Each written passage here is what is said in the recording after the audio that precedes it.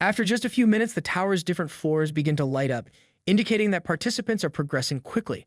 The coordinators observe this with interest, noting that more and more teams are advancing to higher floors. One of the older coordinators comments that, according to the rules, the more floors a team clears within the 12-hour time limit, the better their final result will be. He deduces that all the candidates are pushing hard to make a strong impression. To everyone's surprise, one team has already reached the 7th floor, which is an impressive speed. The top teams so far include Dongfang's team and Suan's team, both of which were expected to perform well.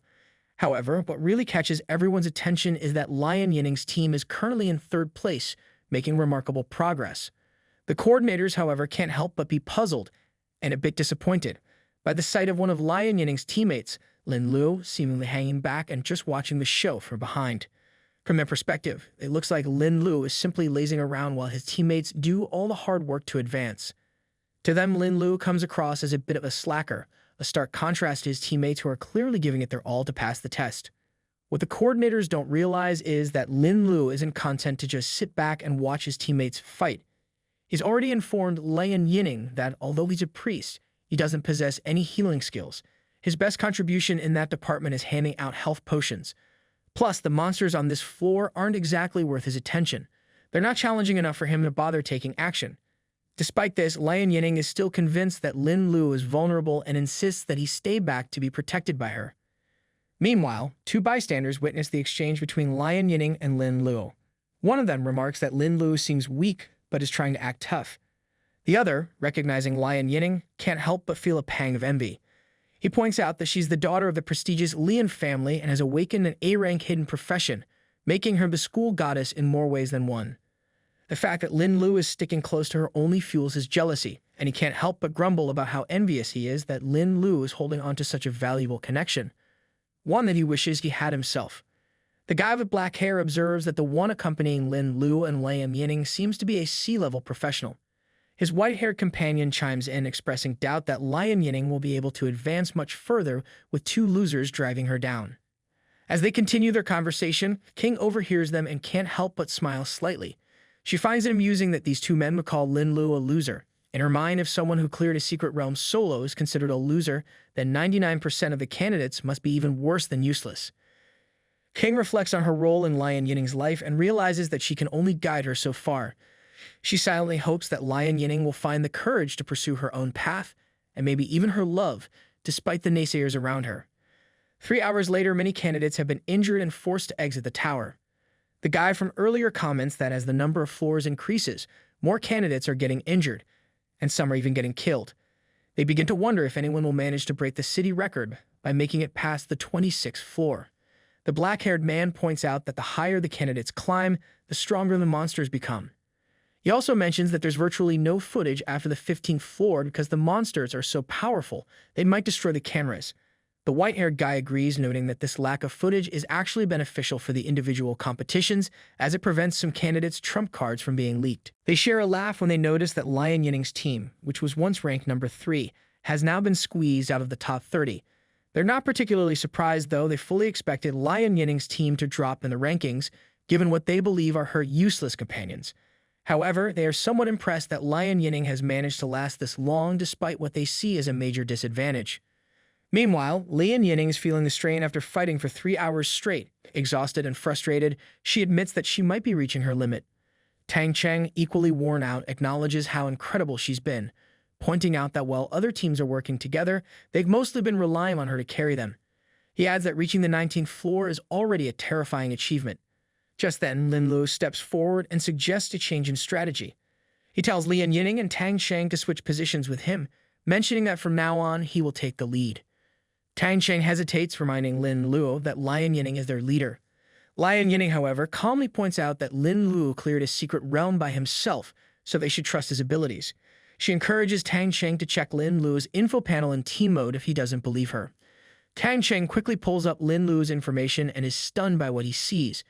Lin Luo is currently at level 26, a level that's on track to break the record for all the candidates in the tower. Tang Cheng can hardly believe it, especially since Lian Yining, their leader, is only at level 18 and he himself is still at level 13. The realization hits him hard. Lin Luo isn't just capable, he's leagues ahead of them. Tang Cheng, still reeling from the revelation, asks Lin Luo if he really did clear the secret realm alone. Lin Luo responds with a hint of amusement, reminding Tang Cheng where he thinks the equipment he received last time came from. Without missing a beat, Lin Luo shifts focus and instructs Lian Yining to bring one of frozen monsters back to its normal state. Curious, Lian Yining agrees but wants to know why. Lin Luo poses a question to her, asking what she thinks a monster would do if it realized it was outmatched. Lian Yining, thinking it through, replies that most monsters live in packs, so if one feels overpowered, it would likely retreat to bring back reinforcements. Lin Luo confirms that this is exactly what he wants to happen. With the newfound understanding, Lian Yining nods and prepares to follow Lin Luo's plan. He instructs her once again to unfreeze the monster and get ready to level up. Lian Yining, still curious about how Lin Luo managed to clear the secret realm alone, agrees to release the monsters as part of his plan. She unfreezes one monster, which immediately freaks out and bolts in the opposite direction. However, before long, the team notices something unexpected. A whole pack of monsters charging straight at them. Lin Luo, caught off guard, mutters that there's no way the monster could have gotten reinforcements that quickly. Lian Yining and Tang Cheng leap into action, fighting off the approaching horde. Lian Yining can't help but wonder where these additional monsters came from. They had already cleared the surrounding area, so this sudden onslaught doesn't make any sense. Tang Cheng, amidst the chaos, agrees that something is definitely off. These monsters shouldn't be here. Lin Luo's sharp eyes catch movement behind them. He quickly pieces it together. 3 men are lurking nearby, and it becomes clear that they've deliberately brought these monsters to slow his team down. Swiftly, a monster lunges toward Lian Yining, and she feels it's too late to mount a proper defense. Just as she braces for impact, the monster is suddenly struck down. She turns, thinking it might be Lin Luo. It turns out Lin Luo has activated his invoke summoning skill, calling forth a horde of lizards to their aid. Lin Luo says he was hoping for a smooth upgrade, but you don't think he can get it. However, he commands his summoned lizards to counterattack. Tang Cheng, both amazed and bewildered, exclaims in surprise, asking if Lin Luo's skill is some kind of monster summoning or pet summoning ability. Lian Yining, equally impressed, adds that it seems more like an equipment-related skill and admits that it's pretty awesome. Meanwhile, the 3 unknown men who had orchestrated the monster ambush watch in shock as Lin Luo's skill turns the tide. They quickly realize that their plan to use monsters to thin out the competition has backfired spectacularly. The 3 unknown men notice even more packs of monsters charging toward Lian Yining's team and quickly conclude that there's no way her team will survive if they don't retreat immediately. With 100 monsters bearing down on them, they're convinced that this is the end of the line for Lian Yining's group. The leader of the trio urges his companions to stop watching and hurry to find the entrance to the next floor, confident that the danger has taken care of their competition. Meanwhile, the situation becomes dire as the number of monsters surrounding Lian Yining's team multiplies. Tang Cheng, clearly panicked, turns to Lin Luo, asking what they should do. He's certain that the monster that fled earlier has returned with reinforcements, creating an overwhelming threat. Lin Luo, however, remains calm and grips his staff with determination. Now is the time for him to make his move. He activates his Black Death outbreak, unleashing a wave of dark energy that spreads across the battlefield. The effect is immediate and devastating. All the monsters around them are severely harmed by the skill. Thanks to Lin Luo's skill, their team manages to eliminate the level 20 bear goblins, each earning a hefty 2,765 experience points per goblin. Lian Yining and Tang Cheng are over the moon, both stunned by the flood of experience points. Tang Cheng, still in disbelief, mutters, just like brother Lin Luo said, "Sit back and wait for the level up." His awe is clear as he watches the experience points continue to roll in. But Lin Luo, ever the perfectionist, shakes his head. Not enough, he says calmly, his gaze sharp. He wants this floor covered in death, a true testament to his power. With another swift motion, Lin Luo casts another spell, and the sky above them grows darker, as if the very atmosphere is responding to his will. Lian Yining and Tang Cheng instinctively glance upward. More goblins fall under Lin Luo's relentless assault, and with every defeated monster, their team's experience points skyrocket. Tang Cheng is frozen with shock as experience points keep pouring in non-stop. He's stunned by the sheer amount and speed of their level-ups. He asks Lin Luo if he has also got wide-range poison skills. Lian Yining, always quick to think, disagrees with him. She explains that goblins often hunt poisonous creatures and have strong resistance to poison, so this can't be just poison. She's certain it's something much more dangerous. Lin Luo calmly confirms her suspicions. It isn't poison, it's a disease. His skill infects the monsters with a virus that spreads rapidly through their bodies. Not only that, the virus is contagious, spreading from one goblin to another.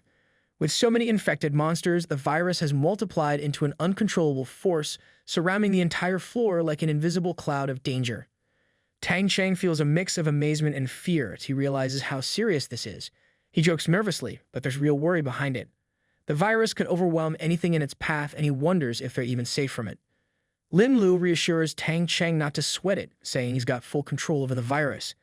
But then, with a slight smirk, he casually mentions it's a whole different story for some of the people who aren't on his side, and just as he says this, he is already working his magic, casting the virus skill on the boys' trio, who had the audacity to try and sabotage their mission.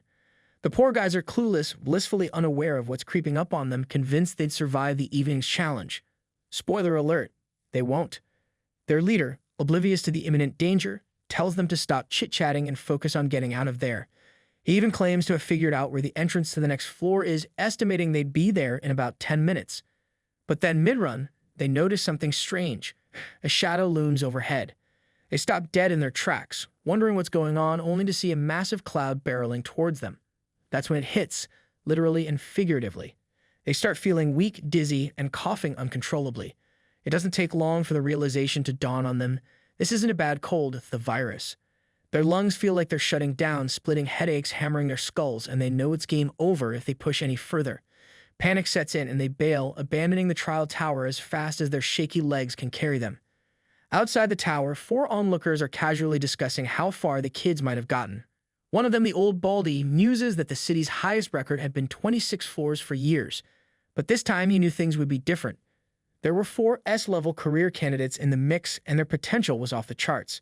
With a smirk, he confidently predicts this time's highest floor will be the 28th. The other old man beside him mentions that monsters in caves, the Sea of Stars, and other areas outside the territory have been getting more violent in recent years. The old baldy nods and adds that he even heard a legendary senior had lost his life out there. He hopes the younger generation can grow up fast enough to handle these dangers. Nothing like a little doomsday motivation to get them moving. The blonde young man chimes in, curious if that's why Binhai City is trying to inspire the younger generation by offering rare objects as rewards for first prize. He thinks it seems a little too generous, like they're giving away treasures just for kicks. The black-haired man beside him shakes his head and explains it's not as extravagant as it sounds. That rare object? It's damaged, so the higher-level professionals don't have much use for it anymore. It's a clever way to train new professionals and put some funds to good use. Suddenly, the old baldy interrupts, telling them all to stop talking and look up. Something doesn't feel right about the Tower of Trial. A large amount of poisonous fog is building up on the 19th floor. The trio of boys from earlier suddenly land outside the tower, gasping for breath, each one complaining that they've been poisoned. The coordinators immediately spiral into panic mode, assuming that monsters from the 26th floor must have somehow escaped to the 19th floor. But then, a researcher checking his interface frowns. Something doesn't add up. It looks more like a disease than poison. His screen flashes some alarming data. The status bar for the 3 guys shows serious illness. After digging deeper, he realizes these poor souls are infected with a virus. That's when the real panic sets in. The old man, ever the voice of authority, checks the boys over and confirms it. This isn't just any virus, it looks like the deadly Black Death virus. With a grim expression, he mutters that there might be a full-blown plague on the 19th floor. He's baffled, though. The boss capable of spreading this virus is supposed to be locked away on the 50th floor. Something is very wrong here, and it's escalating fast. One of the boys, still coughing and wheezing, manages to explain that they didn't face any dangerous monsters. Instead, a massive poisonous cloud rolled in, and soon after, they were hit with splitting headaches and chest pain. Worse still, the monsters weren't attacking. They were dropping dead in droves for reasons unknown. The old man scratches his chin, deep in thought. It's bad, no doubt, but he takes a little comfort in the fact that Plague's reach seems limited for now. Plus, many of the candidates have already pushed past the 20th floor, especially the S-rank professionals who've made it all the way to the 26th floor. Dongfang and his team are currently on the 26th floor, unaffected by the poisonous fog. Dongfang had come fully prepared, and his team members couldn't help but be impressed.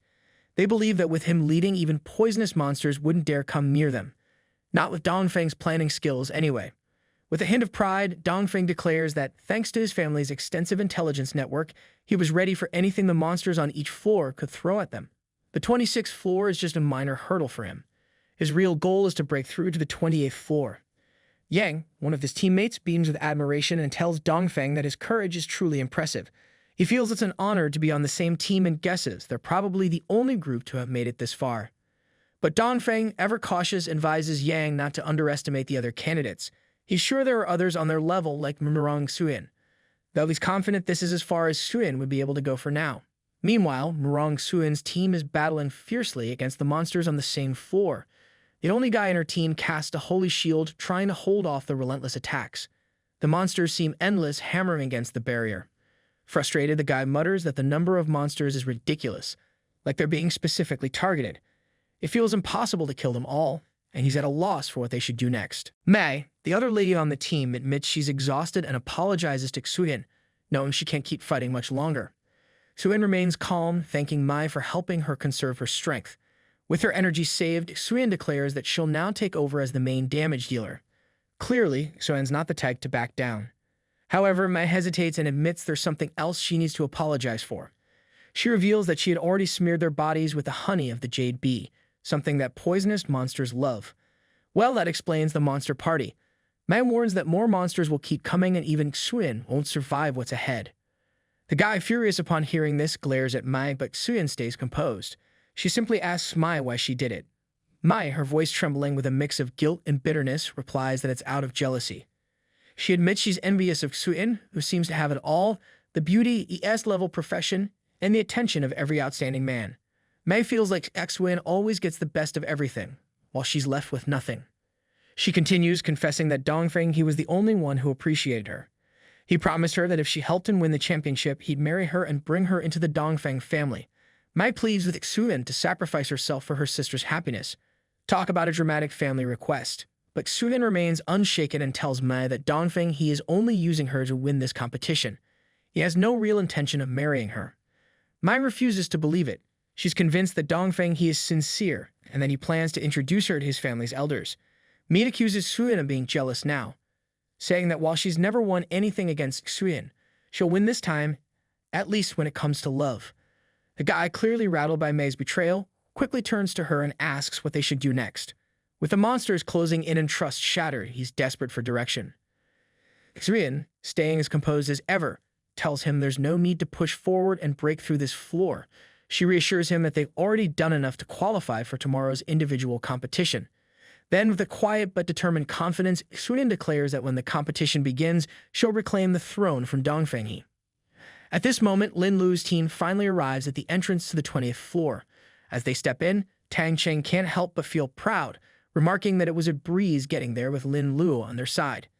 After all, they had cleared every monster on their path, and their experience points skyrocketed. Easy mode unlocked thanks to Lin Luo. Lin Luo, ever the realist, tells him not to get too excited just yet. There's still a lot of work ahead, and he's unsure how long it will take for the monsters on this floor to respawn. He suggests they move directly to the next level without wasting any time. Tang Cheng quickly agrees, saying he'll stick with Lin Luo all the way to the highest floor. At least one of them knows who to follow when things get tough. Lian Yining, always the thinker, points out that while Lin Luo's skills are excellent for clearing out monsters, there must be some limitations. She reasons that on the lower floors, where monsters are weaker and have low magic resistance, they're easy to infect. But on the higher floors, things might not be so simple. Lin Luo acknowledges that she's right, but explains that the limitations go even further. His abilities work best in places like secret realms and dungeons, where monsters are packed into tight spaces. Out in the open, with proper air circulation, his skills lose a lot of their effectiveness. Lian Yining adds that Lin Luo's skill spreads over such a wide range that, while it's great for killing monsters, it also affects other candidates nearby. She reminds them that the guys from before barely made it out of the tower in time to heal, but she's sure it will impact their overall results. Not everyone's going to shrug off a virus outbreak. Tang Cheng, defensive as ever, tells her they can't just let other people target them and pin the blame on their team. Lian Yining clarifies that she doesn't mean to accuse, but warns that using such tactics might end up offending many of the other candidates. Lin Luo, unfazed, replies with conviction. Offend others? In a world filled with conflict and chaos, if you don't fight, you'll be left behind. Professionals bear heavy responsibilities and their paths are naturally full of danger. If someone can't handle this kind of setback, how are they supposed to stand up against monsters and aliens? Survival of the fittest, and Lin Luo plays by those rules. He strides toward the portal, his resolve clear. Tang Cheng nods in agreement, declaring that if anyone even thinks about taking revenge on Lin Luo, he'll be the first to stand in their way, a loyal sidekick, if there ever was one. Li and Yining, seeing their determination, promises that she too will stand by Lin Luo's side, no matter what. The moment they step onto the 20th floor, they're met with the sight of monsters. Without wasting a second, Tang Cheng follows Lin Luo's instructions and hurls stones at the creatures. With a mischievous grin, he taunts the monsters, calling for their attention. "I'm the one who threw those stones. If you're mad, come at me." His confidence fades quickly when the pack of monsters suddenly charges at him. Terrified, Tang Cheng sprints in the opposite direction, heart pounding. His plan is to lure them to Lin Luo. Tang Cheng rushes back to Lin Luo, breathless, reporting that he's successfully attracted the monsters. He's still shaken, admitting that he barely escaped being swallowed whole. Lin Luo, unbothered, makes a lighthearted remark suggesting that with all of Tang Cheng's gear, any monster that tried to eat him would probably end up with constipation. Before Lin Luo can act, a monster leaps at him. But before it gets too close, Lian Yining swoops in, slicing the creature clean in half. She proclaims with absolute certainty that no one will touch Lin Luo under her watch. If anyone's wondering, she's got the bodyguard job locked down. In a matter of seconds, hundreds of monsters gather in front of them, and their aggressive intent is clear. Lin Luo calmly declares it's time to get serious. Without hesitation, he unleashes his Black Death outbreak, letting the virus spread through the horde. Meanwhile, outside the tower, excitement is buzzing. Dongfang He and his team have just reached the 27th floor, breaking the long-standing record. The coordinators and spectators are in a frenzy over the news. One coordinator, however, feels a bit disheartened that Suan's team didn't make it as far as expected.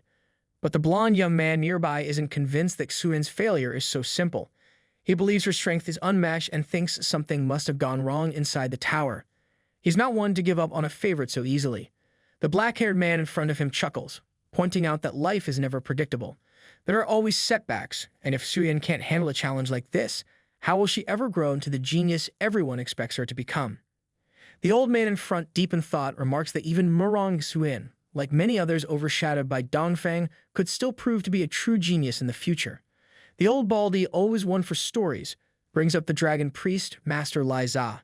He reminds everyone that Lai Za was once a commoner who faced countless attacks out of jealousy when he first showed his talent.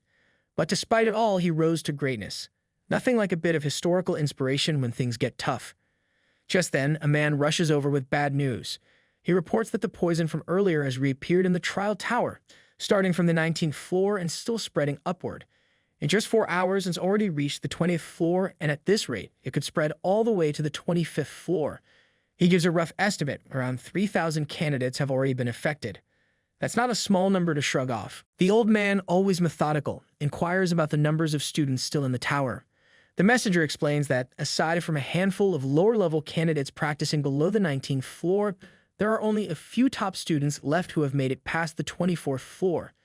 In fact, there are no fewer than 100 candidates beyond that point. The group grows more curious, trying to figure out what's causing the chaos. The blonde man, quick to leap to a theory, suggests that the poison could be man-made. Because when strange things happen, someone's usually pulling the strings.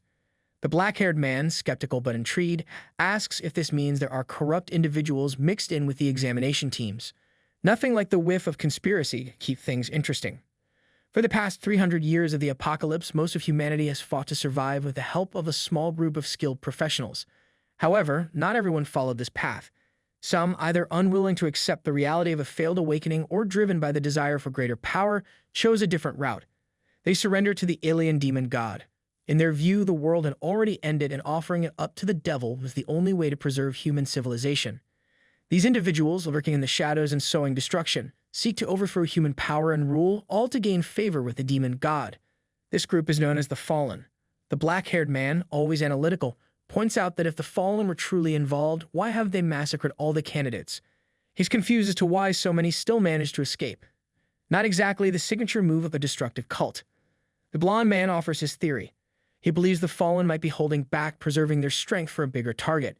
He suspects that their true goal is the S-class professionals, those with the greatest potential. Go big or go home, as they say. The old man behind them chimes in, reminding everyone that the tower is sealed during the exams. They wouldn't be able to interfere directly for now. Their only hope lies with the talented candidates inside, as the Fallen are high in rank themselves. It's not impossible to fight back. After a few hours of battling their way through the lower floors, Lin Luo and his team finally reached the 26th floor. Along the way, they gained valuable experience and leveled up. Tang Cheng is now at level 20, Lian Yining at level 25, and Lin Luo, leading the pack, has reached level 30. With this new level comes the option to learn 4 new skills, though these aren't exactly what he had hoped for. Let's just say the skill tree is taking a turn for the bizarre. One of the new skills is reproductive excitation, a mutated ability that fills the target with an overwhelming, irrational desire for reproduction. It completely suppresses logic and triggers instinctual behaviors with any nearby creatures, regardless of type, gender, place, or situation. Talk about awkward timing for a power-up. The other 3 skills, well, they're just as unusual and uncomfortable. One is genital warts, a sexually transmitted infection that causes painful warts to appear around the genitals and rectum.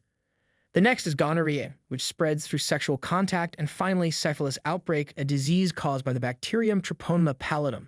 Each skill is more cruel and cringe-worthy than the last, but Linlu has no choice but to learn them all, one after the other. When leveling up feels more like taking a course in uncomfortable diseases. As he learns these abilities, his face twists into a weird expression, part cringe, part perverse. Lian Yining and Tang Cheng, noticing his unsettling grin, look at him with utter confusion, wondering just what is going through his mind. Definitely not the typical power-up experience. Lian Yining, always curious, approaches Lin Luo and asks him what new skills he's learned. Lin Luo, clearly not eager to explain his new awkward set of abilities, simply tells her it's better if she doesn't know. Some things are best kept to yourself, especially when they involve diseases. Lian Yining then reminds him that now that he's reached level 30, he's eligible for a second job transfer. Lin Luo, already prepared, acknowledges that he's ready to take the next step. Without delay, he checks the mission for the transfer. Thankfully, his efforts in the secret realm have paid off, rewarding him with an exclusive hidden job transfer book. No need to wait around. He can start right away. Wasting no time, Linlu activates the job transfer and begins the mission for his second transformation. The system presents him with 2 options, both unique and full of dark potential: Dark Lord and Evil Doctor. The Dark Lord profession is described as the only hidden profession, granting its user the title of the savior of the Dark Kingdom, a being that walks in the twilight between life and death. After transferring, Lin Luo would gain the power to traverse both the material realm and the land of the dead, manipulating the powers of the undead and controlling their souls at will. His current skills wouldn't disappear but would evolve into exclusive abilities belonging to the master of the underworld or the Dark Lord. The transfer comes with additional perks, including 10 exclusive skill points for upgrades. But with this power comes a significant trade-off. The transfer would transform Lin Luo's appearance, pulling him closer to the undead. His body would become a necromantic one, increasing his charisma by 10 points when dealing with the dead, while decreasing it by 10 points towards the living. While the profession is undoubtedly powerful and the only hidden one, Lin Luo hesitates. The idea of becoming a skeleton, permanently, doesn't sit well with him. It's not just the appearance, it feels out of sync with his current abilities.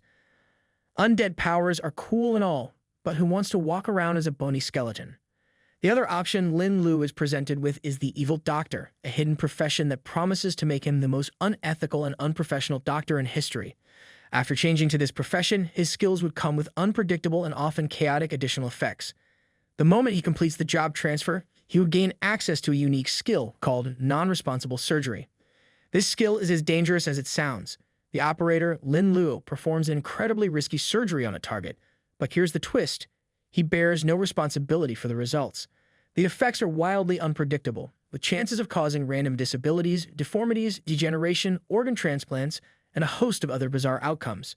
It can only be cast on human or humanoid creatures, making it as chaotic as opening a mystery box where someone else has to deal with the consequences.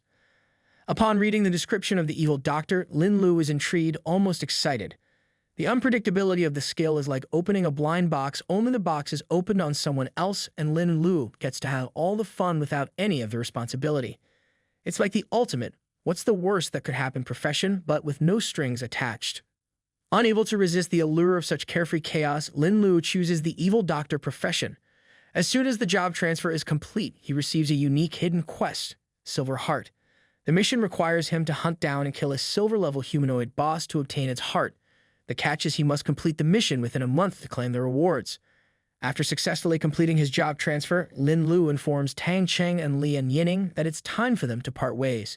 Lian Yining, always perceptive, asks if this decision is because of his new job transfer mission and offers her help.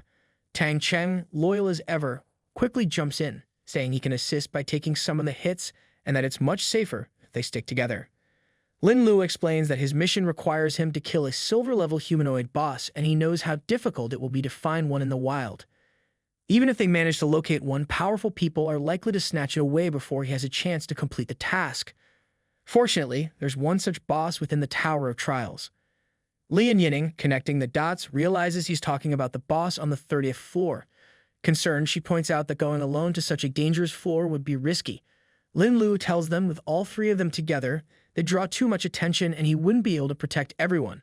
Linlu admits that while he feels bad about leaving them behind, he knows it'll be harder for them to progress further if they stick together. Tang Cheng, not missing a beat, reassures him, saying that without Linlu's help, they wouldn't have made it past the 19th floor. Reaching the 26th floor is already a huge accomplishment, and he feels like he's made a fortune with what they've achieved together. Loyalty runs deep, but Tang Cheng knows when it's time to let Lin Luo go for the greater good. Lin Luo taps Tang Cheng's shoulder and tells him they will meet again before turning to leave. But just as he's about to go, Lian Yinning quickly grabs his hand, asking him to wait. Without a word, she hands him a special item, a stand and puppet, a one-time use item that can resist a lethal attack once before vanishing. Lin Luo, knowing how precious this item is, tries to refuse. He understands it must have been given to her by her family to protect her life, something like an extra chance at survival. But Lian Yinning insists. She tells him that his safety is more important to her, and that, as a friend, she cares for him the most. Her words nearly spill into something more, and she feels her heart race as she realizes she almost confessed her feelings for him. Feeling a little flustered but determined, Lian Yinning presses the item into Lin Luo's hand, leaving him no room to argue. She then turns to Tang Cheng, signaling that it's time for them to leave. Tang Cheng tells Lin Luo to take care of himself, and with that, they depart. Lin Luo watches them walk away, a strange feeling tugging at him. A part of him wants to run after Lian Yinning to give back the puppet, knowing how valuable it is to her. But sometimes, when someone cares enough to protect you, the best thing you can do is accept it. Meanwhile, in another part of the tower, Dongfang He and his team are locked in a battle against hellhounds. Yang, visibly frustrated, complains that they haven't encountered any ordinary monsters, only elite level 35 hellhounds. If this keeps up, he knows they're in serious danger of being wiped out. Not exactly what they had in mind for their climb. Suddenly, Pan Chen, the assassin and leader of another team, appears and suggests to Dongfang that they work together. He argues that it's smarter to conserve their strength by teaming up. Dongfang, weighing his options, agrees. After all, survival comes first. He points out that the closest entrance to the 28th floor is near the lava lake, and they start making their way there. Pan Chen, eager to take the lead, rushes ahead and cuts through numerous monsters with ease, wielding his spectral phantom thunder sword and his mountain splitter demon swords. His 3-layer magic shield keeps him safe as he clears the way for the others. Clearing monsters like they're nothing, Pan Chen shows off why he's a force to be reckoned with. After battling their way through, they finally reach the lava lake, where the portal to the next floor is waiting. Just as they're about to make a dash for it, the lava suddenly bursts from the lake and a monster emerges. Lava flies everywhere, injuring most of the group, including Yang, who slams hard into the ground. Another wounded team member beside him reverts to his human form, confirming their fears. It's the Hellhound King, the boss of the 27th floor. Yang, still reeling from the impact, wonders aloud why the Hellhound King has emerged so suddenly, since it usually sleeps in the lava lake. Pan Chen quickly explains that it was Dongfang's dragon pet that agitated the Hellhound King. Both creatures share similar attributes, and the Hellhound King wants to devour the dragon to evolve further. Bad timing for some natural competition. Dongfang He, with a smirk, dares the Hellhound King to swallow his dragon pet, questioning whether it has the guts to do so. Dongfang then asks Pan Chen if he is trying to escape the fight. Pan Chen laughs it off, claiming that despite being rivals, they're still friends with ties between their families. He insists he wouldn't just abandon Dongfang now that the Hellhound King has set its sights on him. With that, he charges toward the monster, ready to fight side by side with Dongfang. Meanwhile, just as Lian Yinning and Tang Cheng exit the tower, Lian Yinning finds herself blushing, her heart racing. She quietly reflects on how Lin Luo's hands felt, warm and firm, leaving a lasting impression. Tang Cheng, noticing her flustered state, smiles knowingly. He casually remarks that perhaps it's time for him to change how he addresses her. Lian Yinning tries to push aside her feelings, reminding herself that there's no time for romantic thoughts right now. Lin Luo is still inside the tower, alone, and her mind is more focused on hoping for his safety than anything else. But then Tang Cheng drops a surprise, calling her sister-in-law and reassuring her not to worry, since Lin Luo is strong and can take care of himself. Lian Yining is caught off guard by the title sister-in-law and stares at Tang Cheng, surprised. Tang Cheng grins and explains that she can't hide her feelings for Lin Luo from him. He even brings up the love letter she wrote to Lin Luo back when they were freshmen in high school, revealing that he stumbled upon it while snooping through Lin Luo's drawer. Apparently, Lin Luo had hidden it really deep, like treasure. Lian Yining, shocked by the revelation, immediately asks what Lin Luo's reaction was at the time. She had always assumed he didn't even read her letter, given that she never received any response. But Tang Cheng spills the truth. When Lin Luo got the letter, he was so flustered and overwhelmed that he started babbling about dreams and nonsense. It took Tang Cheng quite some time to calm him down. Tang Cheng reassures Lian Yining that Lin Luo was definitely concerned about her. As Lian Yining and Tang Cheng are talking, Yang and his companion emerge from the tower, catching the attention of the crowd. Everyone recognizes them as members of Dongfang's team. Yang, spotting Lian Yining, immediately walks over and asks how she's doing and what level she managed to reach. Before Lian Yining can respond, Tang Cheng jumps in, his temper flaring. He snaps at Yang, telling him to stop being so familiar with his sister-in-law. Tang Cheng even threatens to beat him up if he doesn't back off. Protective mode activated. Yang is completely dumbfounded, his eyes widening in disbelief as he processes the words sister-in-law. He looks utterly hopeless, his head hanging low, unable to respond as the weight of the realization sinks in. Talk about a hard hit to the ego. Tang Cheng and Lian Yining, unfazed, walk away, with Tang Cheng warning her not to get involved with Yang. Yang, however, doesn't take it lightly. Furious, he demands that Tang Cheng repeat what he just said and asks when Lian Yining became his sister-in-law. Tang Cheng, not missing a beat, casually responds to Yang's outburst, telling him that since Lian Yining is so close to Lin Luo, it's only natural for him to call her his sister-in-law. Lian Yining, not one to be intimidated, warns Yang to stop yelling or she'll take action herself. Yang, however, doesn't back down. He continues his tirade, calling Lin Luo nothing more than a D-rank piece of trash.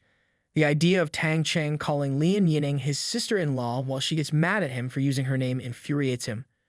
Pointing his finger at Tang Cheng, Yang bitterly shouts that Lin Luo, a mere D-rank priest, could never compare to someone like him and accuses them of looking down on him. Tang Cheng, fed up with the insults, grabs Yang's hand before he can make any further accusations. At the same time, Lian Yining steps in, draws her ice sword, and aims at Yang. She demands to know if Yang really believes that the man who brought them to the 26th floor is trash. Tang Cheng, unfazed by Yang's arrogance, smirks and tells him to open his dog eyes and watch carefully. With that, he pulls up his system interface, showing Yang exactly which floor Lin Luo is currently on. It's displayed clearly. Lin Luo has reached the 27th floor. Yang's face turns red with anger and disbelief. He can't wrap his mind around how a priest, especially a D-rank one, could have climbed so high. The people around them, having overheard the exchange, are equally shocked. The idea of a priest reaching the 27th floor seems impossible to them. Rumors quickly begin to spread, with some people outright refusing to believe it and even accusing Lin Luo of cheating. In the midst of all the gossip, a coordinator approaches and calls out Yang Horan, informing him that the deputy city guard wants to see him. The sudden summons catches Yang off guard, and he grows even more nervous as he makes his way over to the man who called him. Soon he arrives at the city guard office and is left speechless. The people waiting for him are high-ranking individuals, big shots, no doubt. His confidence quickly fades as he grows anxious, wondering why these powerful figures are interested in him. Not the kind of attention he was hoping for. The old man in the middle, noticing Yang's nervousness, speaks calmly, assuring him there's no need to worry, they simply have some questions. He asks if Yang noticed anything unusual while retreating from the 27th floor, such as poisonous fog or other abnormalities. Yang, still a bit shaken, replies that he didn't encounter any poisonous fog. However, there was something unusual. The hellhound king, which should have been asleep, suddenly woke up and attacked their team. Though injured, the hellhound king managed to escape back to the lava lake after their team fought it. He adds with a hint of frustration that he would have reached the next level if it weren't for the unexpected encounter with the hellhound king. The group of men exchange looks, processing Yang's information. From what he said, it's clear that Dongfang's team, currently in first place, hadn't encountered any viruses, particularly the Black Death. This leads them to conclude that the virus wasn't naturally present in the tower. It must have been introduced somehow. One of the men suggests that the poison might have been brought in by a candidate, or more troublingly, by a member of the Fallen. Before they can dwell on that theory, someone else arrives with an update. The spread of the Black Death virus has mysteriously halted at the 26th floor. It hasn't spread any higher, and aside from Dongfang He and Pan Chen, another candidate has reached the 27th floor. Naturally curious, the lords ask for the identity of this mystery climber. The messenger replies that it's none other than Lin Luo, a D-rank priest. Cue the dramatic pause. The room falls into a brief silence as the group processes the fact that a D-rank priest has somehow reached the 27th floor, Lin Luo defying expectations one floor at a time. As expected, the lords are stunned. It's the first time a priest has ever reached such a high level, and they're even more baffled when they realize Lin Luo was part of Lian Yining's team. They wonder how Lin Luo managed to climb so far while Lian Yining didn't. A bit of a plot twist they didn't see coming. Yang, still bitter, chimes in, explaining that Lin Luo's team was able to hold back a sea-level rock knight at one point, which seemed impossible to him. He's convinced Lin Luo must have cheated because in his mind there's no way a D-rank priest could have even reached the 20th floor. Suspicion fueled by jealousy always makes for good drama. The deputy chief, however, isn't so quick to believe the cheating theory. He points out that the Tower of Trials is a divine miracle, gifted by God, and even if someone tried to cheat, the most they could do was bring some special items to help with monsters. That alone, he reasons, wouldn't be enough for a priest to pull off these kinds of feats. He asks the others for their opinions, and the old baldy suggests that Lin Luo probably has some kind of unique skills. With that, the deputy chief decides it's time to investigate Lin Luo's background, because when a priest starts defying the odds, it's only natural to dig deeper. Meanwhile, Lian Yining heads over to see her aunt Qing. Without skipping a beat, Qing immediately asks her if the Black Death virus belongs to Lin Luo. Lian Yining, caught off guard, is shocked and asks how her aunt could possibly know that. Qing, always sharp, explains that from the 19th to the 25th floor, all the candidates were poisoned, except for Lian Yining and Tang Cheng. Plus, Qing notes that Lin Luo had cleared a secret realm, which made her guess that Lin Luo must be the one controlling the Black Death. Nothing slips past Aunt Qing's radar. Although most people are still in chaos due to the sudden appearance of the virus, Qing points out that it's only a matter of time before someone carefully investigates and figures out who the culprit is. Many of the infected students come from powerful families, and because of Lin Luo, they were forced to drop out early and score lower than expected. If the truth goes public, these families will seek revenge, and not the forgiving kind. Hearing this, Lian Yining becomes even more anxious for Lin Luo's safety. Worried, she asks her aunt what they can do to protect him. Qing, always a step ahead, tells her that the method will be her. Qing leans in and whispers her plan to Lian Yining, who listens carefully. After hearing it, Lian Yining feels hesitant. She suggests talking it over with her father first, but Qing immediately dismisses the idea, knowing that her brother would surely put an end to the plan. Nothing like a protective father to complicate things. Despite her initial reluctance, Lian Yining decides to follow Qing's advice. Her loyalty to Lin Luo outweighs her doubts, and she resolves to do whatever it takes to keep him safe, even if it means taking risky actions herself. For Lin Luo, there's nothing she wouldn't do.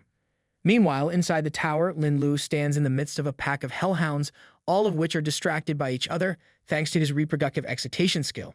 Nothing like a little chaos to make the monsters forget about attacking. With the hellhounds preoccupied, Lin Luo continues his advance. As he reaches the lava lake, something unexpected happens. The lake bursts, and the hellhound king emerges with a roar. Lin Luo, puzzled, realizes that the king should have been sleeping. However, as he takes a closer look, he notices the hellhound king is badly injured. Someone must have given it a proper beating. Lin Luo quickly concludes that the hellhound king must have escaped back to the lava lake after being hurt in a fight. Despite its injuries, Lin Luo knows the creature will still come after him. Without hesitation, he activates his staff, preparing for battle. The Hellhound King, despite its pain, begins gathering magic for a powerful attack. But Lin Luo stays calm, activating his Alzheimer's disease skill, which causes the target to forget or misremember its mastered abilities for a short period. Nothing like a little confusion to mess up a boss fight. Now, with the Hellhound King weakened and disoriented, Lin Luo seizes the moment.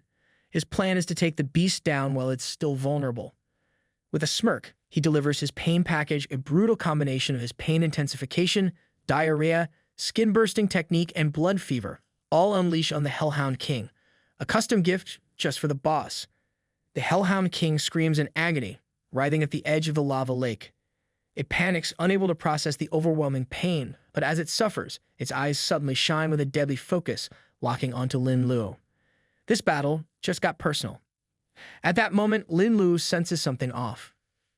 For a brief second, he deduces that the Hellhound King is entering a berserker state, preparing for a powerful counterattack. But he quickly realizes he's wrong. The Hellhound King isn't gearing up for a fight, it's fleeing in fear. Without missing a beat, Linlu casts Mental Confusion, a spell designed to throw his enemies into a state of chaos. The Hellhound King, now mentally disturbed, turns its aggression toward anything nearby, including its own pack of smaller hellhounds. Confused and startled, the lesser hellhounds stare at their frenzied leader as it charges at them.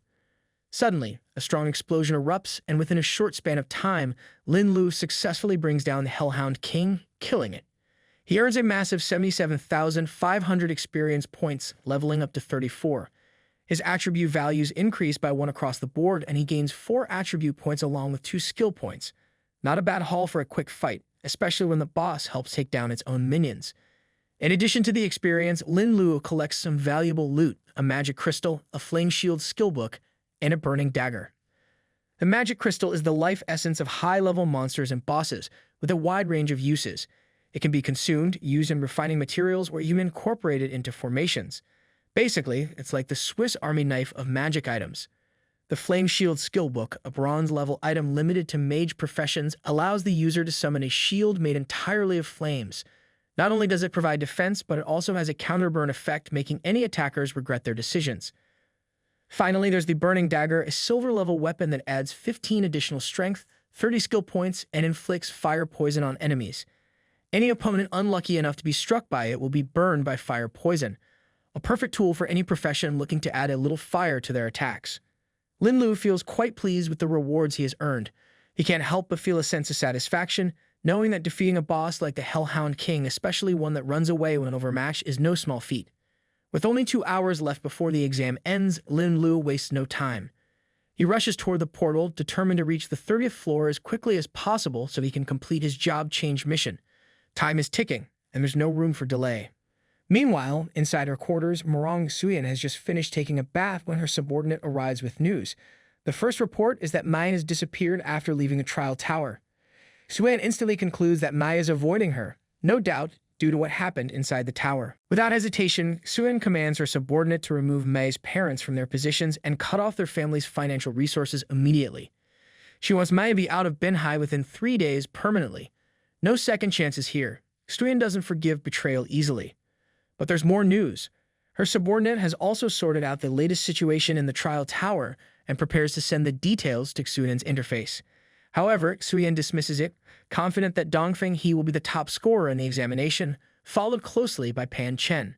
She has little doubt about the usual top contenders. Then the subordinate drops a surprising piece of information. Pan Chen and the others have already exited the trial tower, stopping at the 28th floor. And now, along with Dongfang he, there's another unexpected contender, a D-rank priest named Lin Luo, who is also on the 28th floor. Suan is taken aback when she hears that a D-rank priest has reached the 28th floor. Intrigued, she quickly checks her system and reviews the rankings. She recalls Lin Luo was part of Lian Yining's team. She then discovers that a poisonous fog has spread throughout the tower and immediately deduces that this must be Lin Luo's doing. No ordinary priest would wield such power. Reflecting on Lian Yining, Suan remembers that while they don't know each other well, they are familiar. Lian Yining always struck her as a simple, kind-hearted girl, someone without ulterior motives, just as gentle and transparent as water. A young lady from a big family, but with none of the arrogance that often comes with it.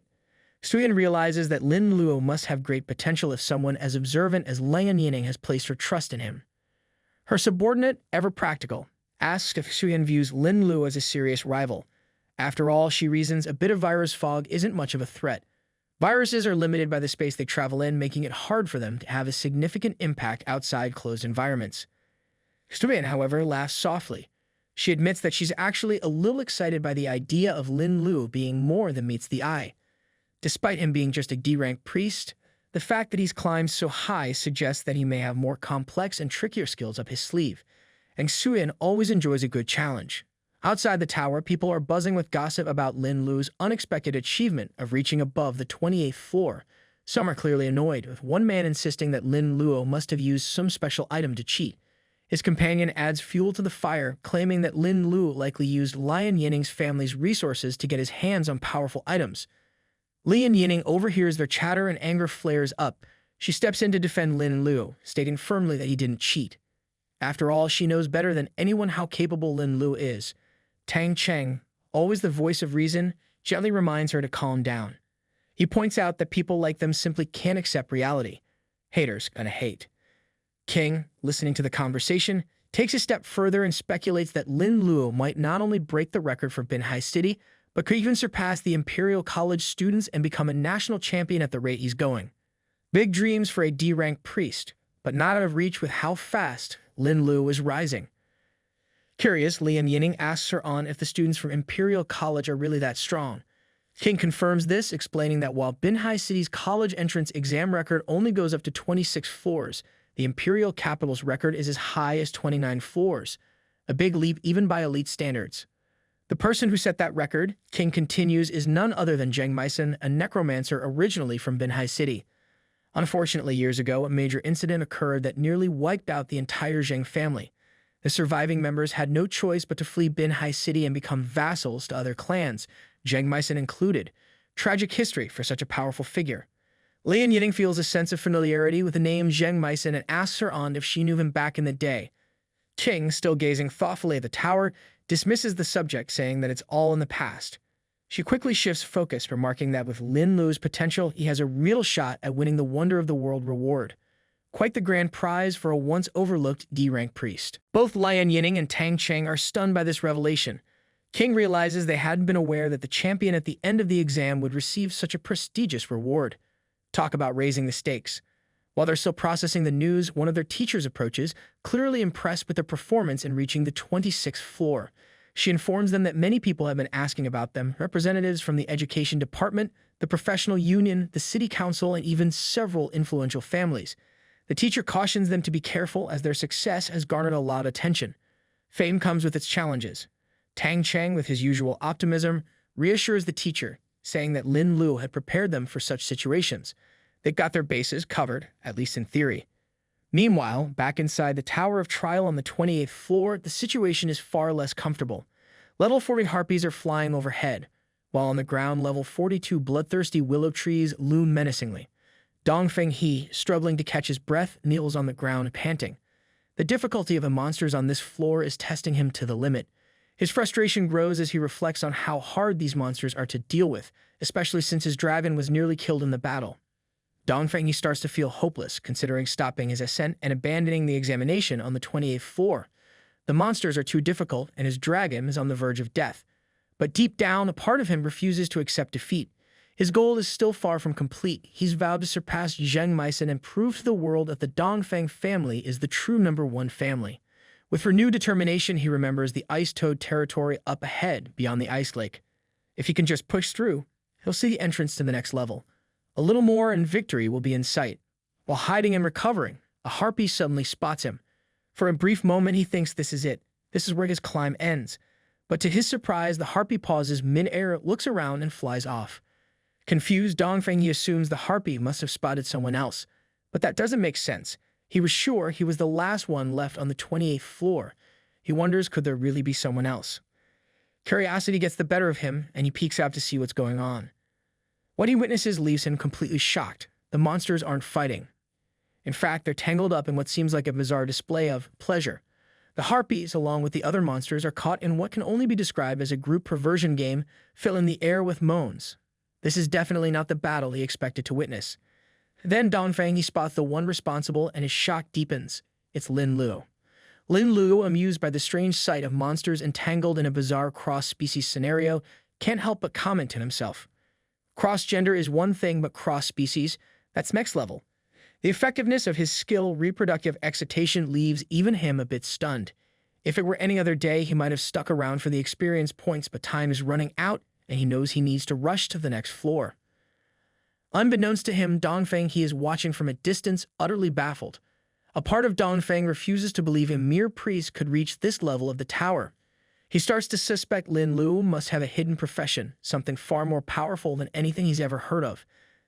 A D-rank priest climbing this high, there has to be more to it. Annoyed by Lin Luo's unexpected progress, Dongfang He makes up his mind. He can't allow Lin Luo to move forward. Determined to win at all costs, he apologizes in his mind to his injured dragon, resolving that no matter what, he must be the one to succeed. He summons an elixir, planning his next move. It's all or nothing now. Meanwhile, Lin Luo reaches the area inhabited by level 43 ice-poisoned toads. The moment he enters, an intense chill hits him, nearly freezing him on the spot. He remembers this place used to be a normal lake, but now it's a frozen wasteland, thanks to the massive gathering of ice-poisoned toads. The temperature in the depths of the frozen lake can plummet to 100 degrees below zero. Anyone foolish enough to rush in would freeze solid before they even realize it. Linlu knows he doesn't have the luxury of time, but traversing this icy terrain will take over an hour. He needs to figure out how to resist the cold. Then it hits him. The skill he acquired from the Hellhound King, Flame Shield. Priests are, after all, a type of mage profession, so he decides to give it a try. Without overthinking it, Lin Luo immediately learns the Flame Shield skill, unsure of what kind of mutation it might undergo for him. Fortunately for Lin Luo, the Flame Shield skill mutated into something far more useful, the Penicillin Phage Antibody Shield.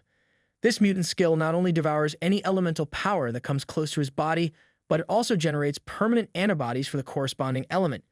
These antibodies can be released as a protective shield that not only guards him, but also creates a counter effect. Talk about a lucky break. This is no ordinary flame shield.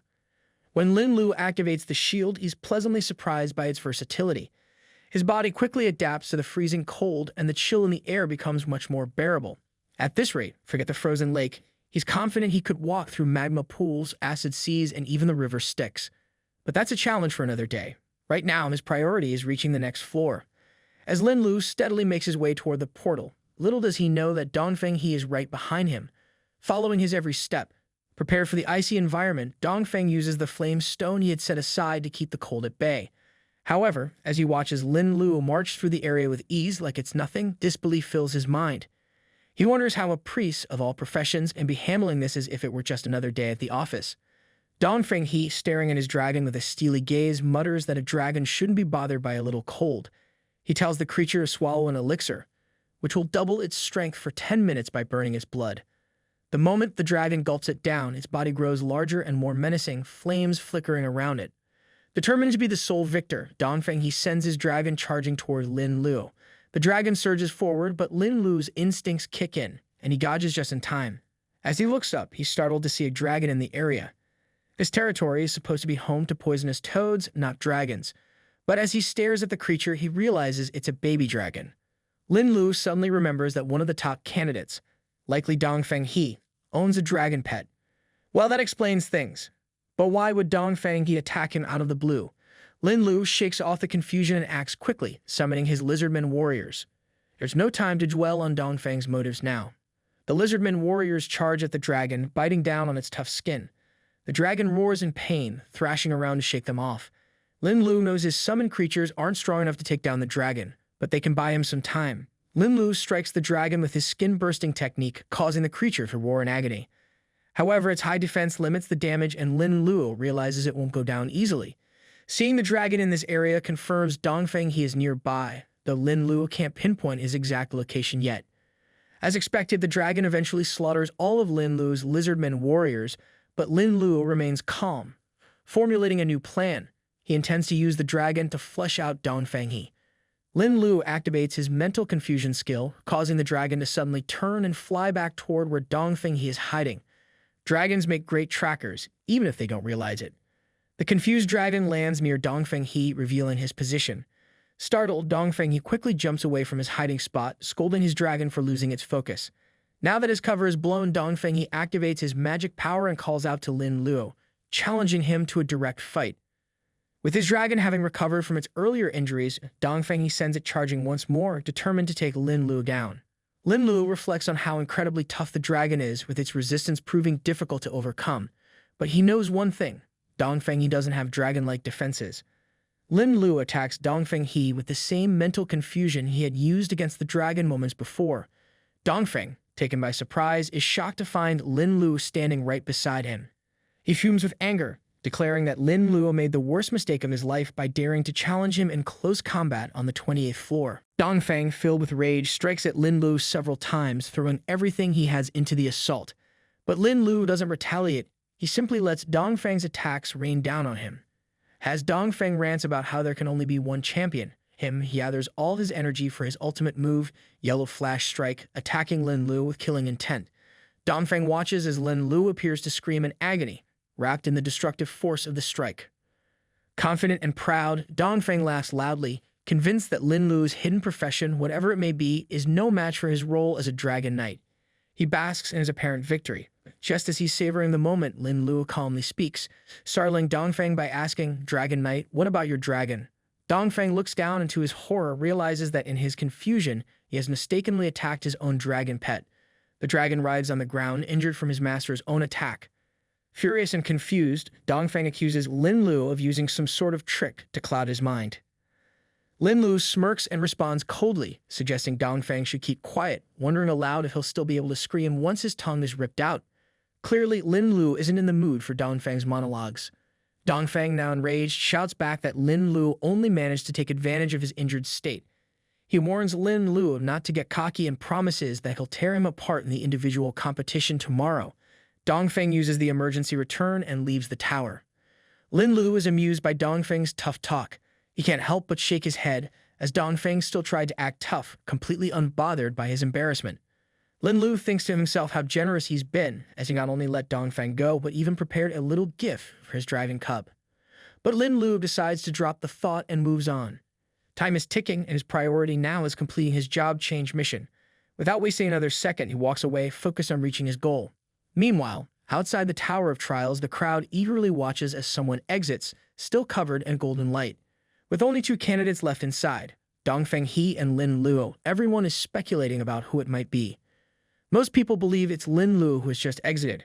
The 3 men whom Lin Luo had affected with his poison earlier are especially annoyed.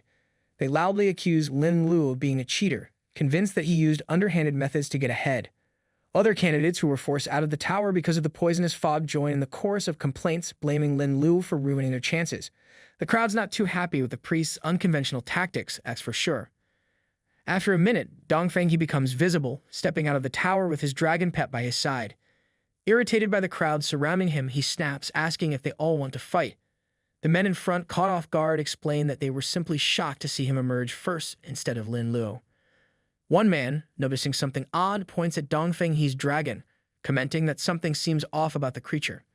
Dongfang glances at his dragon, and just then, the dragon lets out a shudder, and much to everyone's horror, poops right there. The smell immediately fills the air, sending people into a chorus of complaints about the unbearable stench. Not exactly the grand exit Dongfang He had envisioned. Fuming, Dongfang He can barely contain his rage. He's certain this embarrassing moment is Lin Luo's doing. Furious and humiliated, he silently vows that tomorrow, after the examination, he'll tear Lin Luo to pieces. Lin Luo may have left a small gift for the dragon, but Dongfang is preparing something much more dangerous in return. At the Dongfang family estate, 2 members of the family are discussing the ongoing examination. One man, sitting confidently on a rock, expresses his certainty that Dongfang He will claim the top rank in the competition. The family patriarch, Dongfang Daizong, listens, though with less certainty. It's hard to say, Daizong replies, mentioning that there's still another candidate on the 28th floor, a D-rank priest. The ancestor, dismissive of the idea, waves it off, insisting that the priest must be using secretive tactics. He tells Daizong not to compare that guy to Dongfang He. After all, Dongfang He is destined for greatness with his superior potential. The ancestor, with the calm yet stern tone, reminds Daizong that, as an A-rank professional, his potential is limited compared to Dongfang He's. He firmly states that the future of the Dongfang family will inevitably be handed over to the one with greater potential, Dongfang He. The ancestor adds that he understands Daizong's jealousy, but insists that Dongfang He is still his son, and he doesn't want to lose another grandchild. Daizong starts to deny any jealousy, but his thoughts are interrupted by the sound of his watch beeping. He checks the report, and his expression shifts as he reads the shocking news. Dongfang He has been eliminated before the priest, and to make matters worse, his dragon pet had an embarrassing mishap in front of everyone. The report continues, explaining that Dongfang He, along with many other candidates, was overwhelmed by a terrible stench, leading to his public humiliation. I hope that you liked today's video, and if you did, hit that like button, as today's like goal is 1,500 likes. Comment down below for the next part. Also, consider subscribing with the notification bell on to get notified as soon as a new video drops onto the channel. You can also join the channel to support me financially and watch videos before public release. I'll meet you in the next video. Until then, thanks for watching.